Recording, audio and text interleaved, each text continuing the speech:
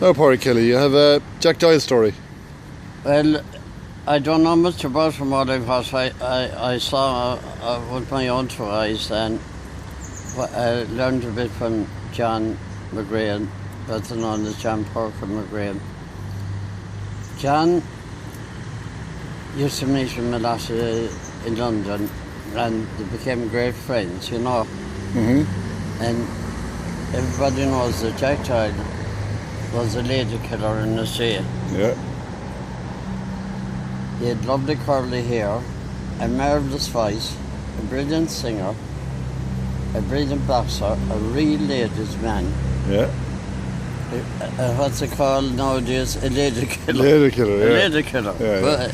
Well known, it seems, anyhow, he used to go down to Piccadilly Circus, from what I believe, and all the ladies down there always used to give him a flower, like for his jacket or his lapel, and of course Jack revelled in that, and the more they gave him flowers, the more popular he became everywhere, and he was awful well liked. But anyhow, he met Movita. I think she was, I don't know if she was French or what, but anyhow, they became great friends, and they were together for a long, long time, until Jack started drinking and not taking care of himself, and this, that and the other. Next thing, he fell into desperation, and he went short of money. He was not longer getting the flowers, and he fell into ill health and died. And nobody seemed to know, but people in Cork were so kind anyhow that they weren't going to let it pass by. They said they'd bring him home to Cork to bury him. He's nearly buried in a pauper's grave, like, you know. Yeah. But thanks to the people of Cork, they gave him a proper, decent burial. And there's one Irishman anyhow.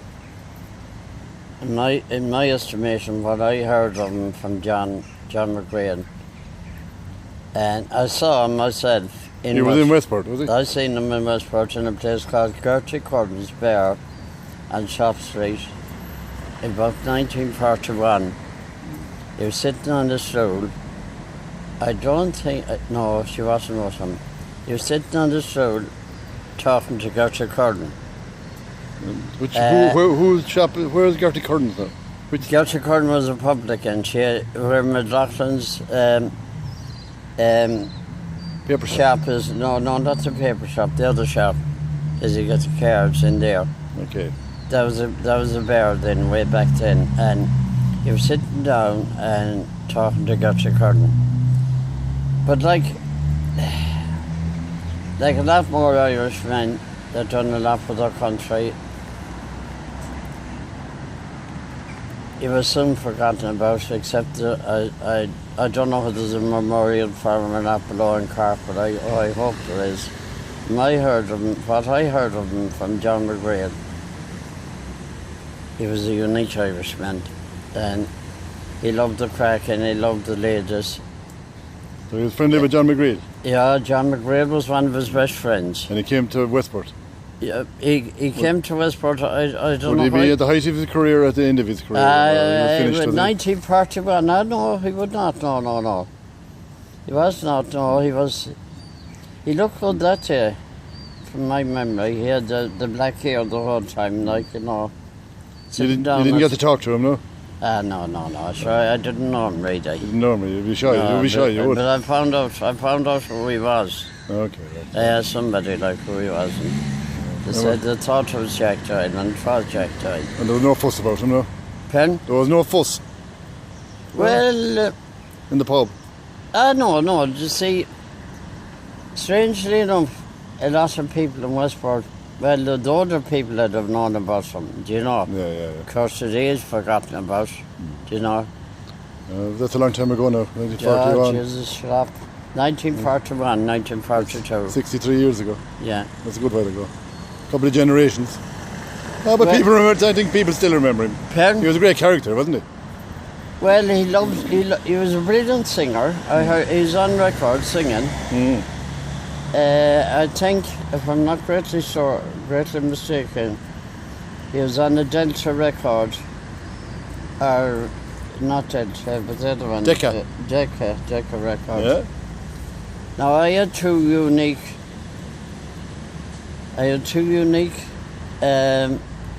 records, and I gave one of them away way back Bonfire Night, long time ago. Yeah. How would you think of Padraigh having a record of Padraigh Pierce speaking? Padraigh Pierce. Yeah, Have you? I had. Yeah. And I gave it away Bonfire Night. Why did you give it on Bonfire Night?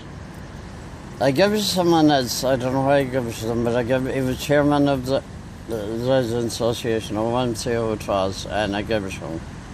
For the loan or just it? And I said, look, I don't want it. I don't know why I gave it to him. I shouldn't have. That was one. I'm nearly sure I had one of Jack Child, but I can't remember right. I'd probably be able to get it still anyway. You know? So that was an experience for you to see him, it was, yeah. I know, you kind of forget a thing like that. It's like watching All Ireland final, especially, you know, I'm a soccer man. But I seen Mayo winning the two All Irelands. I'm a lucky man. You're a lucky man, you did. You were a lucky man. Yeah. Were you up in Croke Park for them? I was. You were, good man. Yeah, and You see them winning this year, you think? You watch it on the telly this year, will you? but I haven't RT1, RT2, that's all. I've only UTV. I don't believe, well, I hope they will, but I cannot see it being done. Dublin